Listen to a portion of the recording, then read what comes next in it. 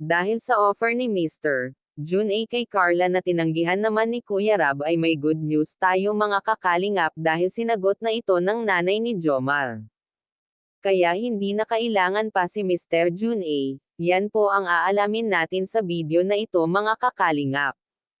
Isang mapagpalang araw po sa atin mga kakalingap at muli ay welcome back po sa aking YouTube channel. At syempre bago po tayo magsimula sa video na ito ay gusto ko lamang po pasalamatan at shoutout ang ating mga minamahal na mga viewers at supporters na walang sawang nanonood sa ating YouTube videos mga kakalingap. At syempre bago po tayo magsimula sa video na ito ay wag po kalilimutan suportahan si Kalinga Prab at ang ama nito na si Val Santos Matubang. Actually po may isang sponsor dati ni Erica ang biglang lumitaw at gustong tulungan si Carla ngayon.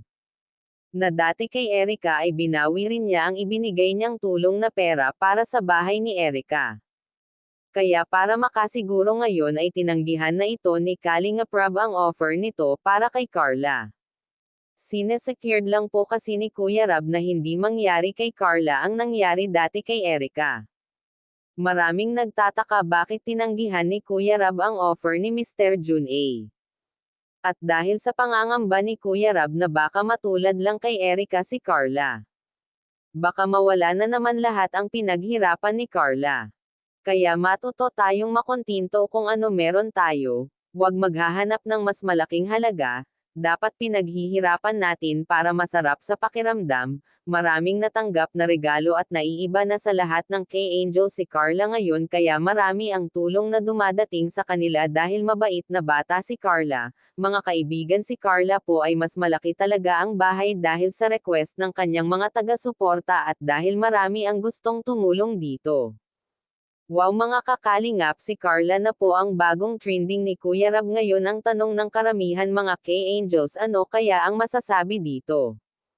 Yan po ang aalamin natin sa video na ito mga kakalingap. Sa dami po ng baguhan na beneficiary ni Kuya Rab ay si Carla lang po ang dumagsa ang tulong na natanggap at akalain nyo mga kakalingap si Carla ngayon ang may maraming natatanggap na biyaya.